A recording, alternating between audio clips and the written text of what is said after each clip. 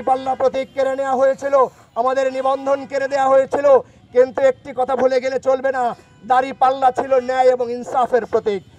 সুতরাং ন্যায় এবং ইনসাফকে বাংলাদেশের মানুষের তৈরি করা কোনো আইন দিয়ে কখনো নিষিদ্ধ করা যায় না। এই আদালতের রায়ের মধ্য দিয়ে, এই প্রজ্ঞাপনের মধ্য দিয়ে প্রমাণিত হয়েছে সত্য সব সময় বিজয়ী হয়, সত্য এখনো বিজয়ী, ভবিষ্যতেও বিজয়ী হবে ইনশাআল্লাহ।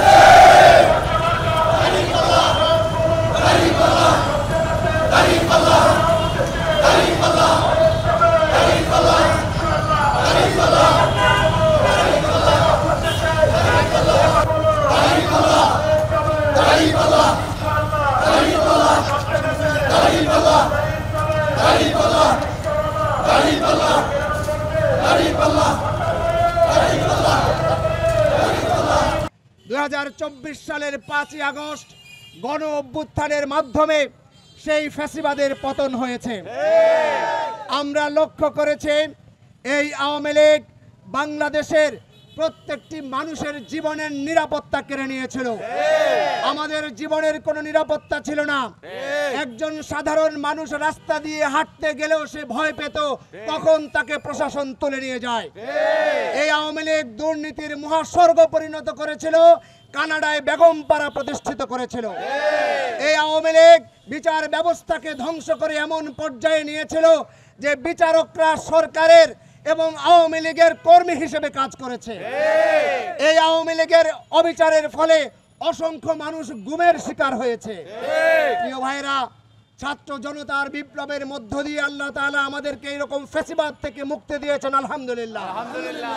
কিন্তু আমরা অত্যন্ত দুঃখের সাথে লক্ষ্য করছি যে ফ্যাসিবাদ বিদায় নিয়েছে, কিন্তু ফ্যাসিবাদের যে সংস্কৃতি, দখলবাজি, চাঁদাবাজি, সন্ত্রাস এখনো সমাজ থেকে বিতাড়িত হয়নি।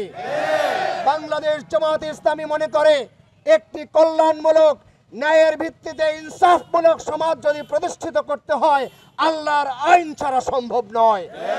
এজন্য আমরা এই রমনাবাসীকে, গোটা ঢাকাবাসীকে আহ্বান জানাবো, সত্যিকার অর্থেই যদি বাংলাদেশকে দুর্নীতিমুক্ত, সন্ত্রাসমুক্ত, চাঁদাবাজ মুক্ত, শান্তির, ন্যায় এবং ইনসাফের বাংলাদেশ হিসেবে দেখতে চান, অবশ্যই আপনাদেরকে ইসলামের পক্ষে অবস্থান নিতে হবে। আমরা আশা করছি বাংলাদেশের মানুষ ইতিমধ্যে সিদ্ধান্ত নিয়েছে তারা কোনো ফ্যাসিবাদের সাথে আর আপোষ করবে না।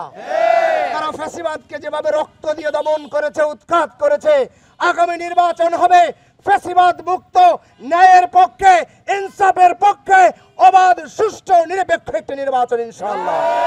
সে নির্বাচনে জনগণ এমন প্রার্থীকেই বেছে নিবে যারা আর জনগণের সম্পদ লুণ্ঠন করবে না।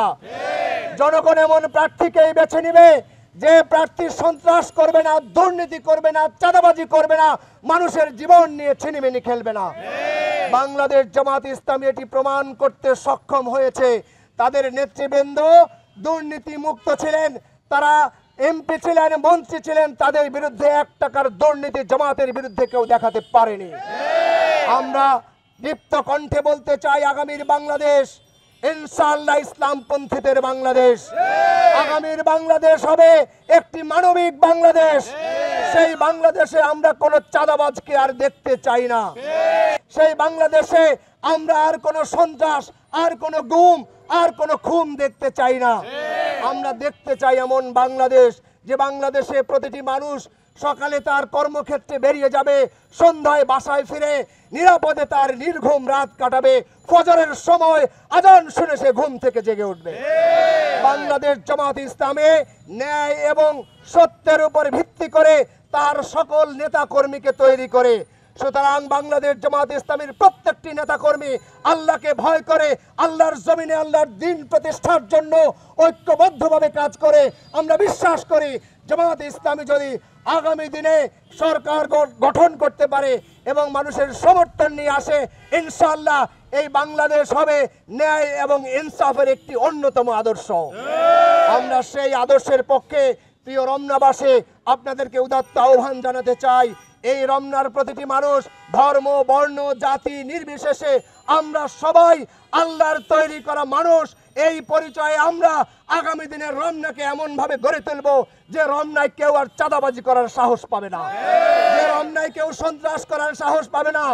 এই রমনায় আমরা সকল দলকে, সবাইকে একত্রিত করে একভাবে আমরা এমন ভাবে এগিয়ে যাব যে আমরা পরস্পরের ভাই হিসেবে আমরা অবস্থান করব ইনশাআল্লাহ। সেই রকম একটি সমাজ উপহার দেওয়ার জন্য আমি রমনাবাসীকে উদাত্ত আহ্বান জানাচ্ছি। আগামী দিনের ভোট অত্যন্ত গুরুত্বপূর্ণ। স্বাধীনতার পর থেকে এই পর্যন্ত আমরা অনেক শাসক দেখেছি, অনেক শাসককে আমরা দেখেছি সবাই স্বৈর শাসক ছিল, মানুষের কথা চিন্তা করেনি, কোটি কোটি টাকা লুটপাট করে নিজের ভাগ্যের উন্নতি করেছে, জনগণের ভাগ্যের কোনো উন্নয়ন হয়নি। আমরা আশা করছি আগামী দিনে যদি বাংলাদেশ জামাত ইসলামী সহ ইসলামপন্থীরা ঐক্যবদ্ধ হয়ে একটি সুষ্ঠু, অবাধ এবং নিরপেক্ষ নির্বাচনের মধ্য দিয়ে এক হতে যেতে পারে, ইনশাআল্লাহ আগামীর বাংলাদেশ স্বাধীনতার সুফলের জন্য যে বাংলাদেশ আমরা চেয়েছি তেমন একটি শান্তির বাংলাদেশ উপহার দেওয়া সম্ভব। তেমন একটি বাংলাদেশ উপহার দেওয়ার জন্য আমি রমনাবাসীকে আবারও উদাত্ত আহ্বান জানাচ্ছি, আসুন বাংলাদেশ জামাত ইসলামের দ্বার আপনাদের জন্য উন্মুক্ত। বাংলাদেশ জামাত ইসলামের পতাকা তলে আসুন। দাঁড়িপাল্লা প্রতীক কেড়ে নেওয়া হয়েছিল, আমাদের নিবন্ধন কেড়ে দেওয়া হয়েছিল, কিন্তু একটি কথা ভুলে গেলে চলবে না, দাঁড়িপাল্লা ছিল ন্যায় এবং ইনসাফের প্রতীক। সুতরাং ন্যায় এবং ইনসাফকে বাংলাদেশের মানুষের তৈরি করা কোনো আইন দিয়ে কখনো নিষিদ্ধ করা যায় না। এই আদালতের রায়ের মধ্য দিয়ে, এই প্রজ্ঞাপনের মধ্য দিয়ে প্রমাণিত হয়েছে সত্য সব সময় বিজয়ী হয়, সত্য এখনো বিজয়ী, ভবিষ্যতেও বিজয়ী হবে ইনশাআল্লাহ। সেই বিজয়ে সবাইকে নিয়ে আমরা এগিয়ে যাব ইনশাআল্লাহ। সবাইকে মোবারকবাদ জানিয়ে আজকের এই কর্মসূচিতে অংশগ্রহণ করার জন্য আবারও ধন্যবাদ জানিয়ে আমাদের আজকের এই কর্মসূচি এখানে সমাপ্ত ঘোষণা করছে। ওমা তৌফিক ইল্লা বিল্লাহ। আসসালামু আলাইকুম ওয়া রাহমাতুল্লাহ।